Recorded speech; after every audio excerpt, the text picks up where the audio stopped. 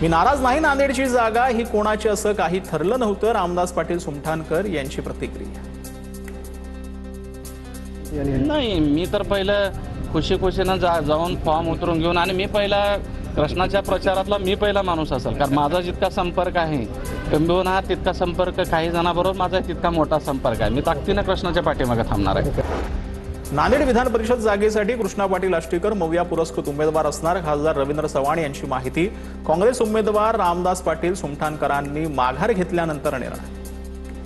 कृष्णा नागेश पाटील आष्टीकर यांना महाविकास आघाडीचा पुरस्कृत उमेदवार म्हणून या ठिकाणी आपण डिक्लेअर करावा असं त्यांनी सूचना दिल्या, आणि त्यांच्या सूचनेप्रमाणे आम्ही काँग्रेस पक्षाच्या वतीने माननीय रामदासजी पाटील सुमठाणकर यांचा नामांकन अर्ज दाखल केला होता।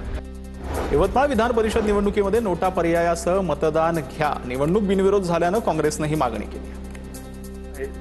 जे नोटाचं जे प्रावधान आहे, या नोटाचं प्रावधानाचा उपयोग या निवडणुकीमध्ये झाला पाहिजे, यासाठी आम्ही विनंती केली आहे। आंतरराष्ट्रीय योगा दिनानिमित्त वर्ल्ड योगा चॅम्पियनशिप स्पर्धेचं आयोजन केलं जाणार। भारताच्या प्रस्तावाला 190 देशांचा पाठिंबा आहे। भविष्यात योगा ही आंतरराष्ट्रीय खेळामध्ये आपली जागा बनवणार, मोदींकडून आशावाद व्यक्त। मालेगावात दुचाकी चोरणाऱ्या टोळीचा पर्दाफाश झालाय। 4 आरोपींकडून 24 दुचाकी जप्त करण्यात आलेत। पवारवाडी पोलिसांनी ही धडक कारवाई केली।